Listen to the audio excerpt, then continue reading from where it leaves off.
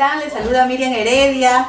Hoy tenemos a un súper invitado, de verdad estoy encantada de tenerlo aquí, ansiosa de conocerlo más, ¿no? De su historia, y queremos compartirla con ustedes. Gracias por darnos nuestros likes en nuestro canal 3 Vidas y Más, y estamos en nuestra secuencia Cuéntame con Miriam Heredia. Hoy tenemos, como le decía, a este invitado. Él tiene 69 años, es administrador de empresas, de carrera, escritor, y hoy día nos viene a contar su historia.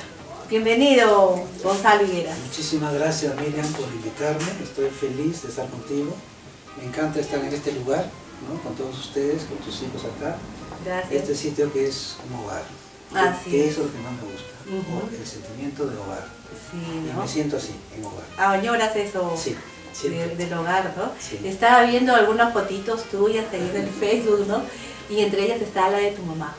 Bueno, mi mami falleció hace, más o menos, iban a ser 3 meses. Ay, poco tiempo. Sí, poco tiempo.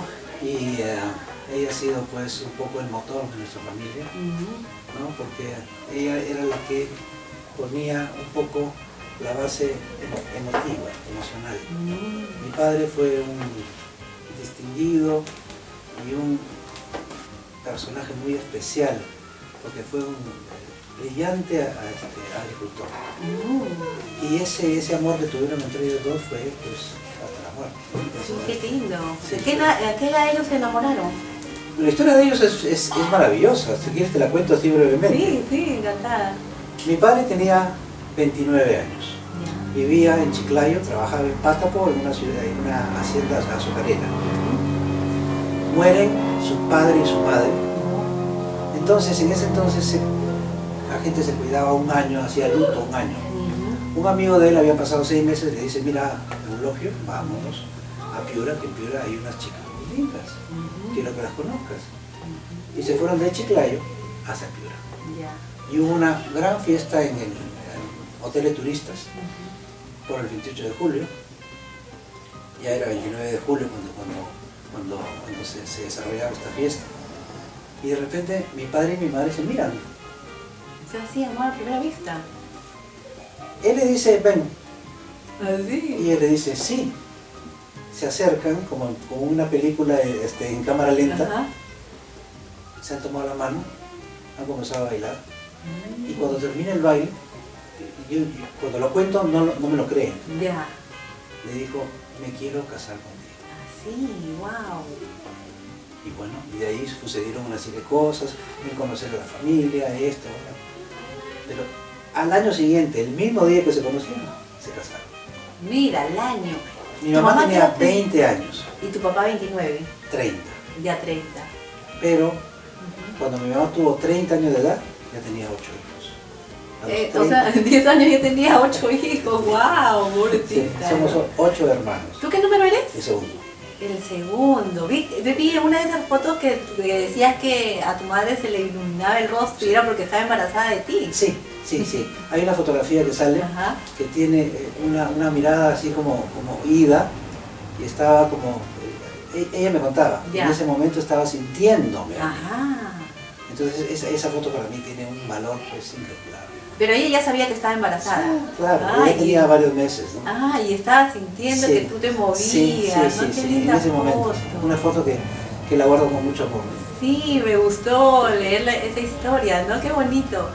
Y de allí, bueno, nos dices que tu madre conectaba mucho con tus emociones a todos, ¿no? ¿Cómo es Sí. esto? Bueno, en realidad, como mi padre era un destacado agricultor, él tenía una posición muy interesante porque era un empleado de una hacienda en el Alto Piura. Entonces, siendo el Alto Piura un lugar donde estaba cerca al Cerro Vicús, y también teníamos una casa que era de la mamá de mi madre, de mi abuela, donde todos los hermanos de mi madre teníamos un pequeño bungalow ahí y nos juntábamos en familia. Entonces nosotros teníamos 2 partes en que pasábamos el tiempo. Uno era en el campo y otro era en la playa. Y yo no sabía en ese momento lo que iba a significar en mi vida actual, esos 2 momentos que yo he pasado. Porque uno es el mundo tayán y otros del mundo vicus. En la playa, por ejemplo, cuando éramos niños, nosotros teníamos una compenetración con los jóvenes pescadores, con los hijos de los pescadores, y teníamos una amistad muy linda. ¿Y eran casi de la misma edad? Sí. Había algunos que eran un poco mayores que yo, y estos pescadores nos sacaban de sus botes a vela en la madrugada. Salíamos temprano y era pues una especie de maravilla, porque ahí me di cuenta lo que era el sentimiento panteísta, ¿no? Que ellos ¿con quiénes estaban? Con la luna, el sol, las mareas, los vientos. Claro, se guiaban por la naturaleza. Se guiaban por la naturaleza y para ellos tenía... Cuando había un viento raro, el pescador volteaba y decía, ¿va a llover? No, ¿cómo te das cuenta? ¿Viento sur? No va a llover. ¿Viento norte? O al revés, no lo recuerdo bien. Claro. Era un sentimiento que ellos tenían con la naturaleza. Claro. Y eso... Pero aparte de eso, estos pescadores, ¿qué es lo que tenían? No tenían vicios de ningún tipo de envidias. Nosotros éramos hijos de agricultores, con automóviles, con esto, con viajes, nos íbamos a Lima, y estos pescadores tenían su mundo. Y ese mundo es el que yo conocí, y ese mundo fue el que ellos lo hacían ser felices. Sin envidia. Ellos tenían una vida natural. Una conexión así total. Y yo tengo inclusive amigos actualmente, porque los voy a visitar. Ahí hay un señor de apellido Pingo que todavía tiene ya 97 años. ¿Qué hace? Sigue trabajando. Él agarra las redes, porque es su vida, es su felicidad. Eso fue una parte. La otra parte fue el campo. Yo miraba, habían dos cerros ahí donde vivió. Nosotros teníamos una casa que tenía una lomita, la casa, y una mirada hacia el Cerro Pilán. El Cerro Pilán estaba lleno de misterios y lleno de leyendas. Y al fondo se veía el Cerro Vicus. Entonces, mi padre, ¿con quién trabajaba? Trabajaba con un señor, un gran señor, era un terrateniente maravilloso, que quería mucho su tierra, quería mucho a su gente, y amaba a los huacos vicus, porque yo recuerdo cuando yo era niño, empezó la huaquería ilegal, y él trató de proteger estas piezas. Entonces, ¿qué hacía? Las compraba. Nosotros veíamos los huacos, un huaco que de repente tenía una nariz truncada, unos ojos que le llaman ojo grano de café, los colores negativos, los colores rojos. Entonces este señor Domingo Seminario nos explicaba, siendo niños, a su hijo Dominguito y a mí nos explicaba cómo era el proceso de estudiar. Después de años que yo he tenido una vida larga y complicada, casado, con hijos, en fin, hace unos 3 o 4 años estuve con una señora que se llama Elke McDonald, que su esposo era también uno de los que cuidó esta cultura. Entonces me enseñó un huaco original. Me dijo, este huaco tiene 2000 años. ¡Wow!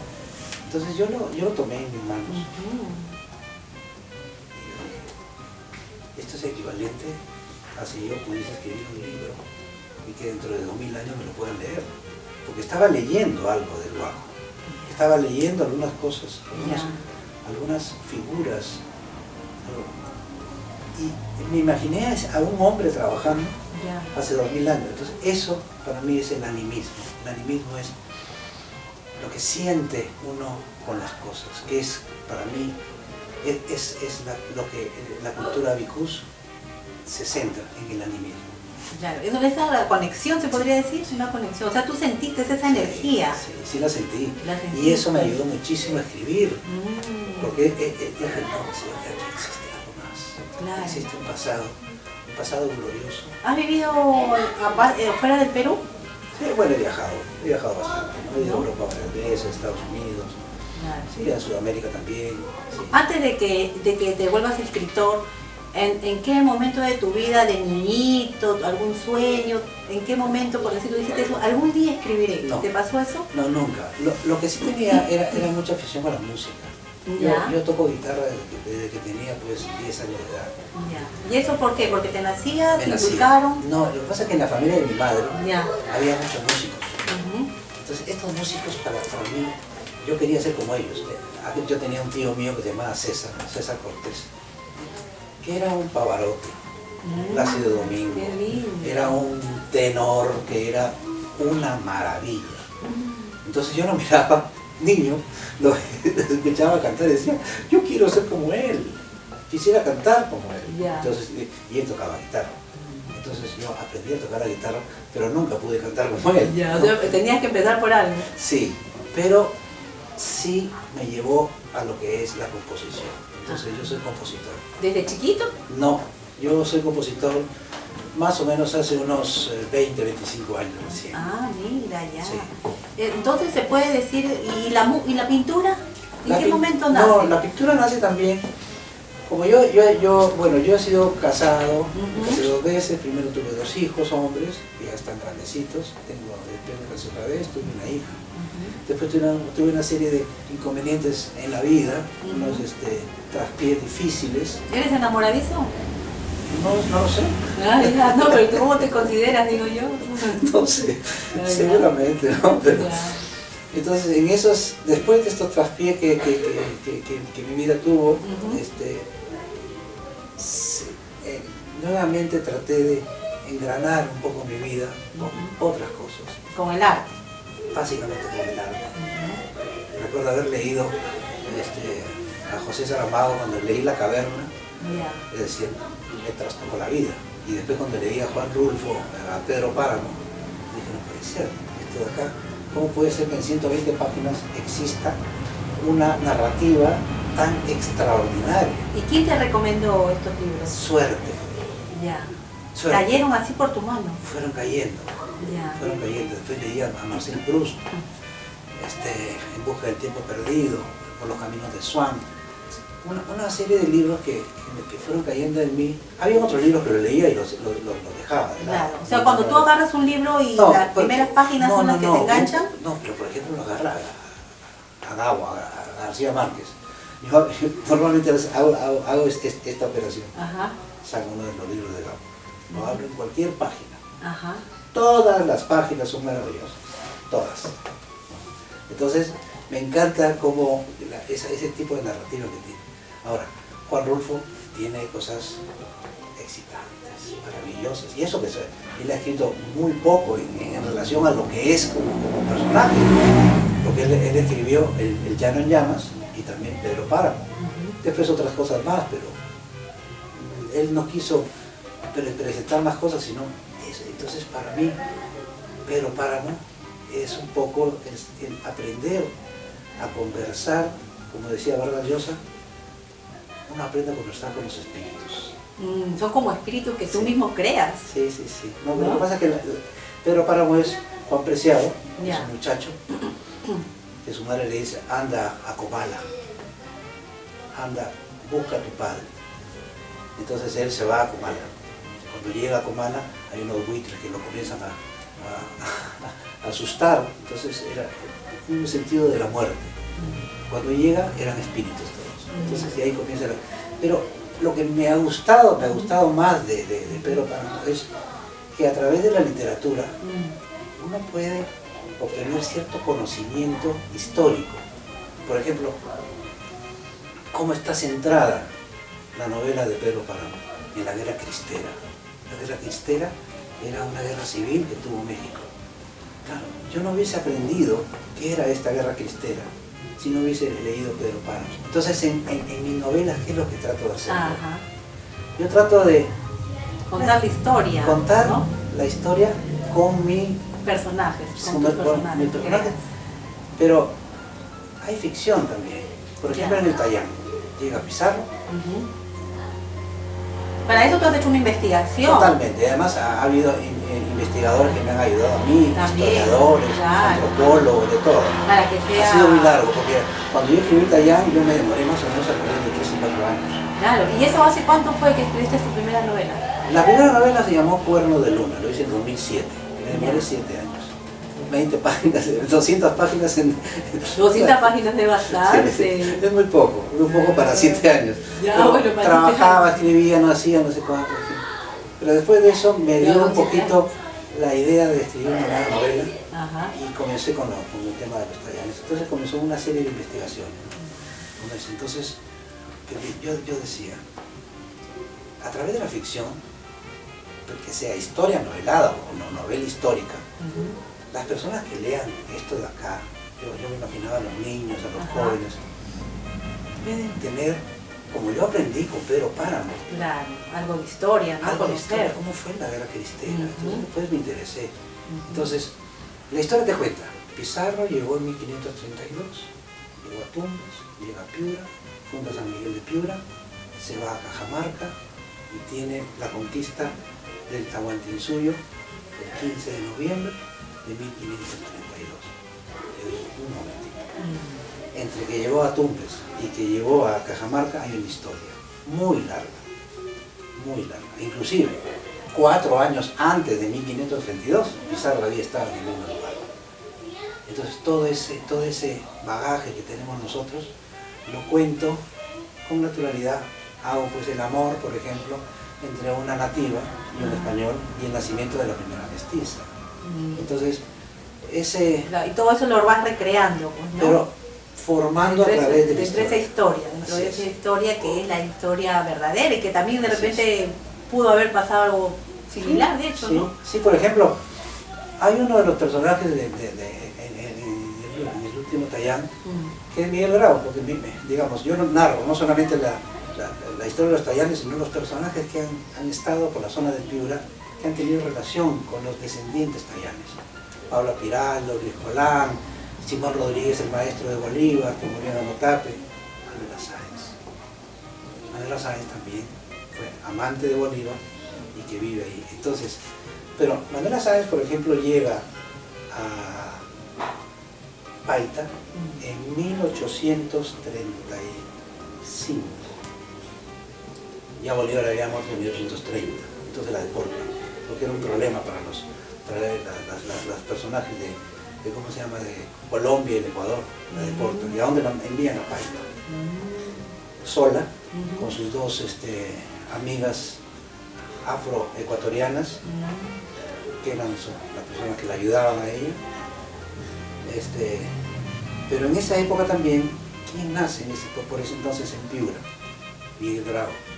Él nace en 35. Entonces, pero después de algunos años vive Miguel Bravo en Paita, porque su padre era vista de aduana de Paita. Entonces, yo hablé con un historiador que se llama Reinaldo Moya, y le dije, don Reinaldo, ¿usted cree que Miguel Bravo haya tenido alguna conexión con Manuela Sáenz? Por supuesto, me dice, claro que sí.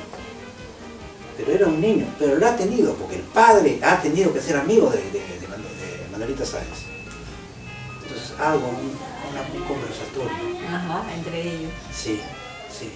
Y sobre todo una frase que acuñé y que me brotó cuando Manuela Sáenz se despide de Miguelito, porque Miguelito a los 9 años se va en un barco por el mundo, ¿no? Entonces le dice, Manuela Sáenz le dice a Miguelito, le dice, el que no siembra emociones nunca va a llegar a tener una vida maravillosa. Tú la vas a tener. Siembra tus emociones. ¿Se podría decir que es una frase tuya también? Sí, claro que sí.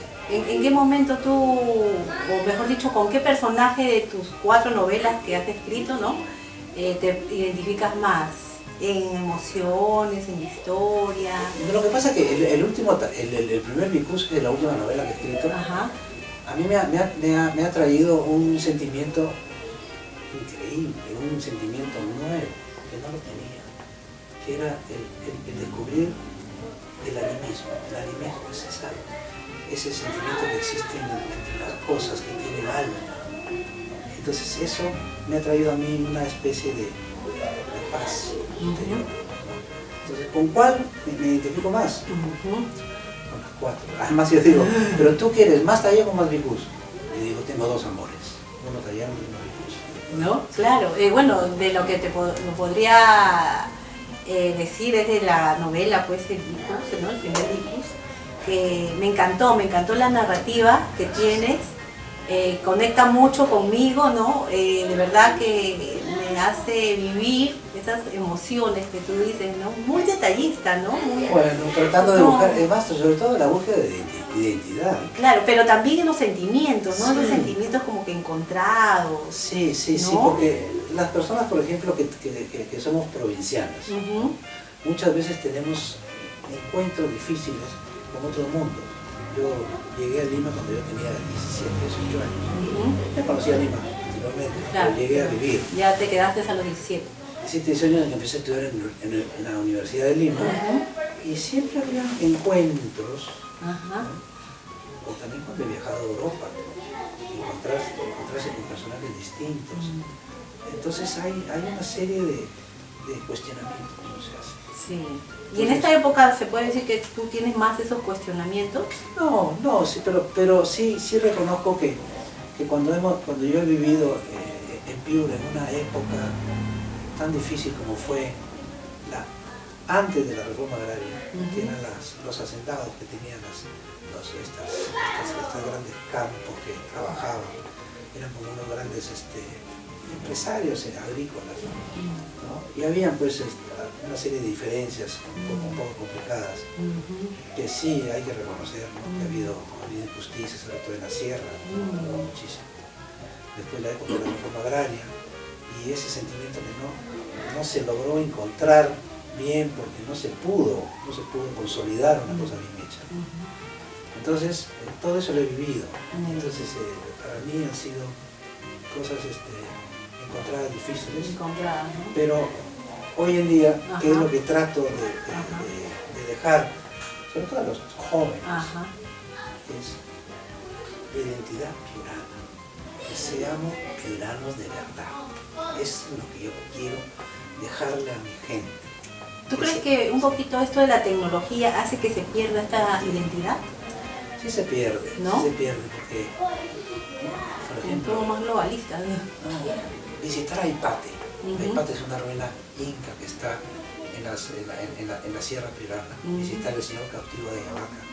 Estar con esa gente que tiene esos sentimientos. Ver los petroglifos de Samanga, o estar en Illescas, que es una especie de, no sé, de zona natural espectacular. Paracas ahí que es precioso. O sea, Piura tiene tanto y se pierde un poco.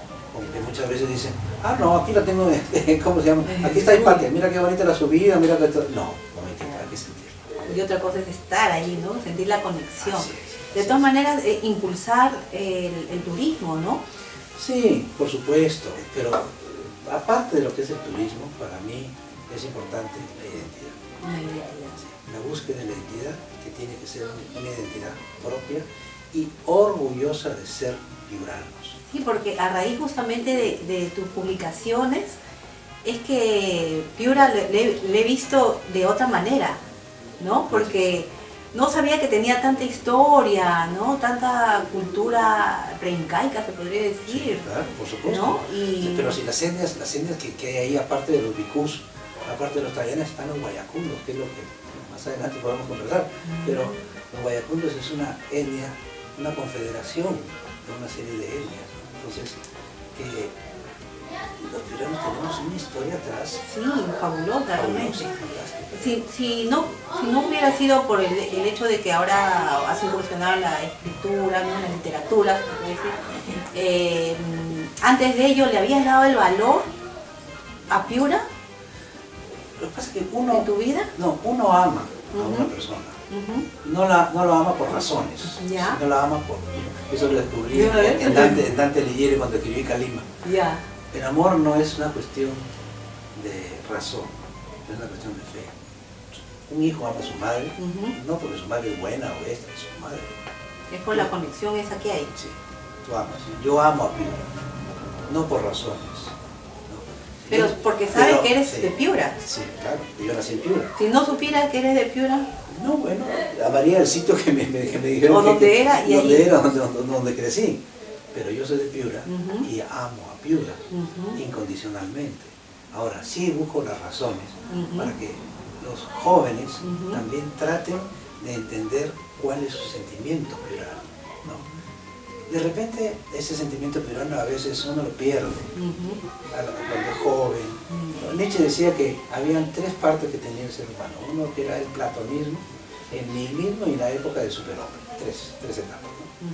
Entonces, el platonismo es, bueno, lo que uno va descubriendo, sí. Y después el nihilismo no quiere decir nada, hasta que te convierte en superhombre, que es la comprensión final. Entonces, esa comprensión es la que intento traspasar a través de mis novelas históricas, ese sentimiento de piuranidad para que estos chicos tengan finalmente una comprensión de lo que es su piuranidad. Claro, y mayormente se ve la identificación de la identidad cuando uno vive en el extranjero o cuando vives en otro lugar, ¿no? Claro. Porque a veces como que no valoras mucho el lugar donde estás, más lo valoras cuando estás fuera, ¿no? Sí, sí. Claro, qué lindo. Y bueno,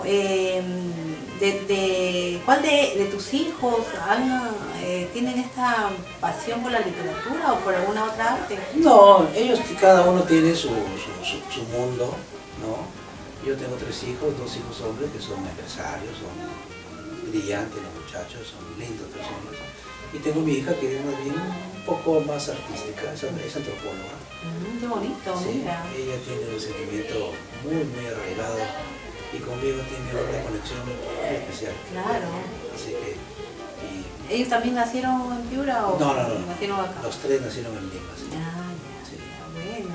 Sí, ¿Ahorita estás soltero? Bueno, y tengo, sí, soltero, sí, pues. Compromiso. bueno, tú sabes que siempre hay por ahí. Claro. Pero y tengo también 2 nietos. 2 nietos mira. preciosos. ¿De qué edades? 6 y 3. Qué lindo. Ah, cumplir 6 y 3. Pero 6 y 3. ¿Ya les hablas tú de Piura? A uno le he compuesto una canción. Wow. Que se llama Zambito Colorado. Ya. Porque resulta que nosotros tenemos unos ancestros antiguos que han sido crespos, ¿no? Bastante crespos. Y seguramente anteriormente ha sido también de un linaje afro, de todas maneras, ¿no? Porque tenemos parientes que son pues un poco... no tanto colorados. La vez pasada estuve con Susana Vaca, Ya. conversando con ella, la fue a visitar y le dije, Susanita, tú sabes que yo tengo un ancestro negro. Yo estaba que te miraba. ¿Por dónde? Sí. Claro. Entonces, por ejemplo, este nieto que me ha salido un zambito maravilloso, es un gringuito, Ya. pero Crespito. crespito. Entonces le compuse una zamacueca que se llama Zambito Colorado. Y está en las redes, no está en las redes. Ya. Y a mi otro nieto, ya le estoy componiendo su canción porque él me dice, Tato, como me dice mi Tato, y mi canción, ya viene. O sea, ¿la canción la has escrito al mayor o al menor? Al menor. Ah, ya te Claro. con la responsabilidad. No, de todas maneras, De no, todas ahí tengo maneras. una canción preciosa para Claro. este niño. Y mira, justamente ahora que estamos hablando de esto, ¿no? ¿Qué sabes de tus padres, no? ¿Son de algún origen, aparte europeo, todo, sí, combinado, sí. con- A ver, mi padre ¿Cómo tiene... más o menos? ¿Hasta dónde has llegado en Mi el padre, pasado? mi padre tiene de inglés, ¿Ya? Southwell, tiene de italiano, Acerbi, de español, Higueras. Mi madre, Cortés. Cortés es pues de los que vinieron desde España También, directamente de la corte. Cortés Burneo, y mucho de Loja también. Hemos tenido la familia de mi madre ha tenido conexión con el Ecuador, con Loja. Ya. Entonces, hay un poco de todo. De todo, De todo ¿no? tenemos ahí, entonces, y eso es lo maravilloso, el crisol de etnias y linajes, no de razas, porque raza es una sola. Ya, Ok. humana. Así es. Ya. Linajes y etnias que nosotros provenimos de eso, y para mí Si te dijeran que eres un descendiente de un inca, de un... es fabuloso, encantado en la vida. Encantado. Pero por supuesto. No, porque a veces yo he tenido esa sensación, ¿no? Me ha dado de que somos, obviamente, Estados del Perú, y que debemos tener pues alguito de estos incas, ¿no? Maravilloso. Por supuesto, claro que sí. ¿No? Ojalá tenga por ahí. Porque era una cultura hasta donde sea Ahora, muy ordenada, ¿no? Piura ha tenido una confluencia espectacular en lo que es los linajes.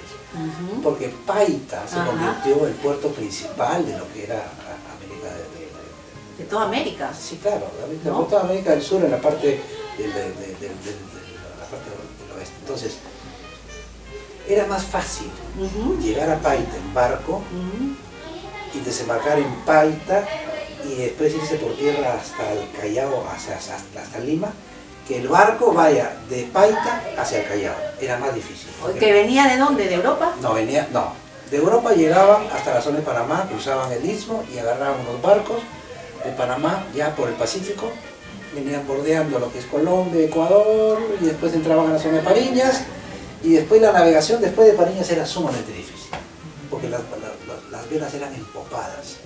Entonces uno dice, claro, pero uno puede... No, la navegación era en zigzag. Por los vientos. Por los vientos. Y sobre todo que el Perú, que no es recto, sino es noreste, esta parte es muy difícil en ese entonces, con las velas empopadas, la navegación. Entonces muchas veces salían, tenían que ir, por ejemplo, hacia el este, hacia el oeste, regresar, regresar. Y muchas veces fracasaba el viaje, porque el viento los devolvía nuevamente. ¿Y ellos venían de Panamá? España? No, de Panamá. Claro, como te repito, vienen de España por barco, llegan a Panamá, cruzan el istmo, tierra. Al otro lado, otros barcos que habían construido. Ya, otros barcos. Claro. De esos barcos los traían hacia la zona del Perú. Claro. Pero esos barcos eran unos barcos bastante,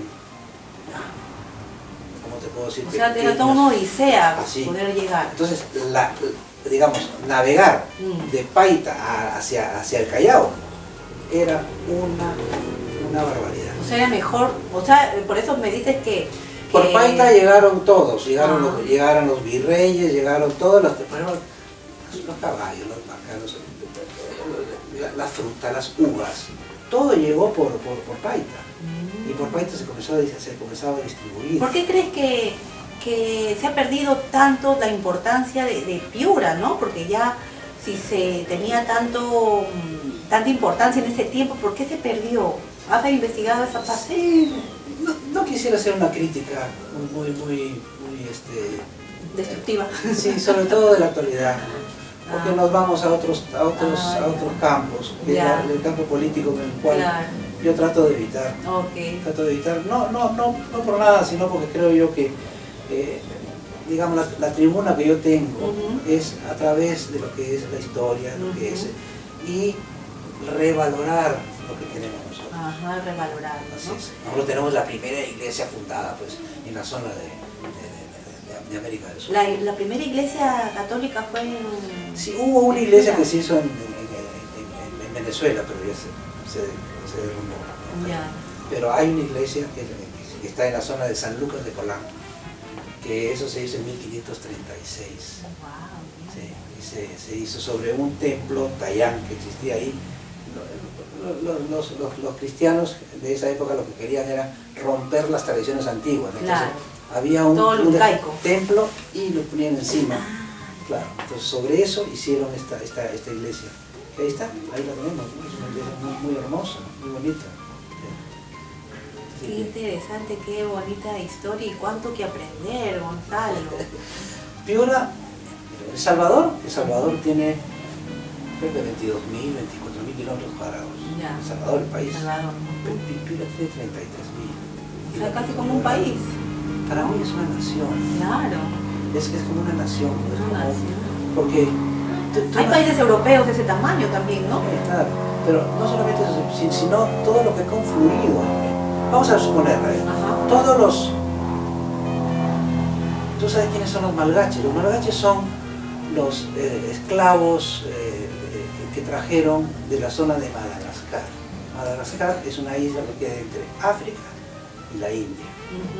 Entonces, llevaron un grupo de malgaches hasta Piura. Por ejemplo, si tú ves el fenotipo que tiene Sánchez Cerro, el expresidente Sánchez Cerro, tú dices, esto es un cholo. Sí, claro. Este es negro, es un hindú. Porque era de los malgaches, en Piura le pusieron mangaches. Vargas Llosa habla mucho de la mangachería en una de sus obras. Y hay una zona en Piura que se llama la mangachería. Y hay zonas se llama?, de Madagascar, que tienen los mismos nombres. En Madagascar, ¿cómo se llama? Entonces, No, inclusive yo he visto lo que es en Norteamérica, los presidentes tienen muchos esos rasgos, y debe ser porque han venido de allá también. Hay muchos, ¿no? por supuesto. Yo decía, pero ahora son gringos, son Han gringos. venido de diferentes lugares de África, por supuesto, ¿No? muchísimo. Claro, ¿no? toda esa afluencia de cultura. Pero en Piura se juntó una cosa especial. ¿Ya? ¿No? Entonces ahí era el mercado de la venta de los esclavos. En Paita era, entonces venían los comerciantes de diferentes partes del Perú a comprar un grupo de esclavos.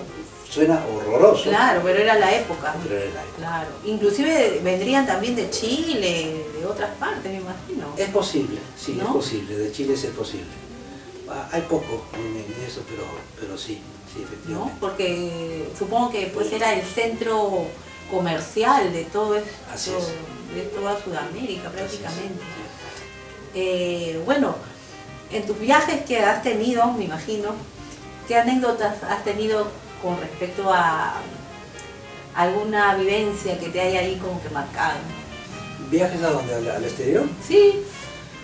Bueno, en realidad han Una sido, experiencia. básicamente han sido viajes de conocimiento. Porque cuando uno viaja a Europa, la primera vez que viajé a Europa, yo tenía algunas ideas de algunos libros, ¿no? Pero a mí lo que más me llamaba la atención era la pintura. Entonces, estar, por ejemplo en los museos, para mí era una cosa que era fantástica. Encontrarme con la Mona Lisa y mirarla y observarla, para mí era una especie de no sé, como de milagro, ¿no? Yo recuerdo haber estado en un momento, volteo y no había nadie, estabas ella y yo. No lo puedo creer. No lo puedo creer. Se llamaba, venga, por favor, miren esta maravilla, ¿no? Entonces cosas por el estilo sí me llamó la atención, sobre todo la pintura, ¿no? Y hay ciudades que no puedo dejar de pensar y recordarla, por ejemplo, en Italia la costa amalfitana, Amalfi, Positano, hasta la zona de Nápoles, en fin, toda esa zona es la cosa más hermosa que he conocido. ¿Por ahí pasa el río? No, está pegado Al otro lado. pegado al mar. Ya. Pero, digamos, no existe tantas playas, sino existe muchas, es una zona rocosa. Pero sobre la zona rocosa, ahí están los caminos, están los pueblos asentados ahí. Amalfi, por ejemplo, está pegado sobre las rocas mirando al mar. Entonces, Es zona rocosa. sí, una zona rocosa preciosa. Pero también hay vegetación. Sí, también hay. Así que, no, y también he estado en Rusia, ¿no? En Rusia, Pero todos han sido mayormente viajes de conocimiento. de conocimiento, de turismo, De básicamente. turismo. Y siempre he tratado de ir aprendiendo año tras año, buscándole esa cosa simpática sobre el arte, ¿no? Que es lo que yo tenía plagado dentro de mí. Claro. Y referente a lo espiritual, ¿cómo te sientes tú en lo espiritual? Bueno, me siento a veces un poco confundido, ¿no? Porque entre el panteísmo que tienen los tayanes y el animismo que tienen los bhikkhus, entonces tengo ahí una duplicidad de sentimientos, y tengo, por supuesto, una formación cristiana también, ¿no? Entonces, por supuesto. ¿Y los tayanes en qué creían? No, los tayanes, básicamente, la luna de Paita y el sol de Golán. Este era sus dioses. No, eso es una cosa que se ha dicho ahora. Ya. Pero para ellos eran las lluvias, las mareas. Muy conectados con la naturaleza. Ellos se daban cuenta de los vientos, y cuando venía una lluvia de esas, imaginaban que era el dios que estaban ahí. Molesto. Así es. ¿Y los bhikkhus? El dios Con. Los bhikkhus, lo que pasa es que hay muy poca información sobre los bhikkhus, porque los bhikkhus, digamos, los tayanes vienen del 700, 900 después de Cristo hasta la época de los españoles. Ya. Los bhikkhus no se sabe bien, uno dice 500, 350 años antes de Cristo, O sea, son más antiguos. hasta 500 después de Cristo. Y después ya quedan los descendientes. Ya. Entonces, ¿qué es esta es una cultura que se ha descubierto recién a principios del año, de la década de 1960. Quién sabe, 58, 59, 60. Comenzaron a descubrir unas tumbas que había alrededor del Cerro Vicruz y encontraban tesoros, oro. Entonces, ¿qué hacían? Lo sacaban y lo vendían. Entonces, habían los huaqueros y sacaban estos huacos y a veces los rompían. Claro, no le dan importancia. No le dan importancia. Cuando Domingo Seminario, y yo recuerdo, denuncia eso a la prensa, habían hecho 2000 perforaciones a lo largo del Cerro Vicruz. Ahora, se supone que en el Cerro Vicruz han podido existir alrededor de 20 príncipes, equivalentes de lo que podría ser la señora de Cao o el señor de Simón. Han podido ser equivalentes, pero no están, porque eso ha desaparecido. Sin embargo, en el Museo del Banco Central de Reserva, en el MUSEM, existe la colección de Domingo Seminario y de James MacDonald, que hay alrededor de entre 5.000 y 6.000 piezas, ¿no? Que esas son piezas que deberían estar en piedra.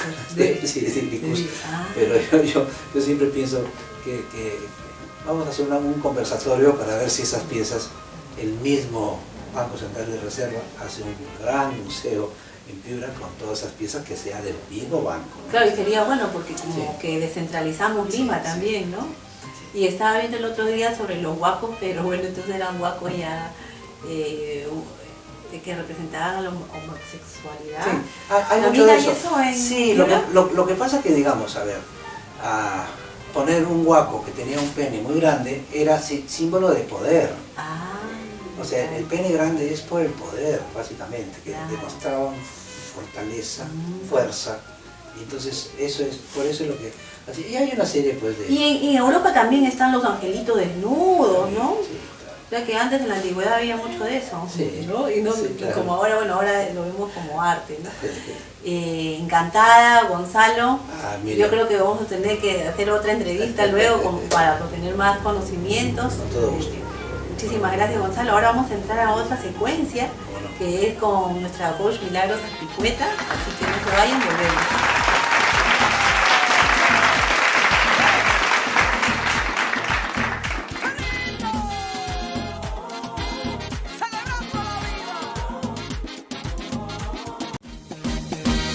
La vida tiene momentos malos, donde los golpes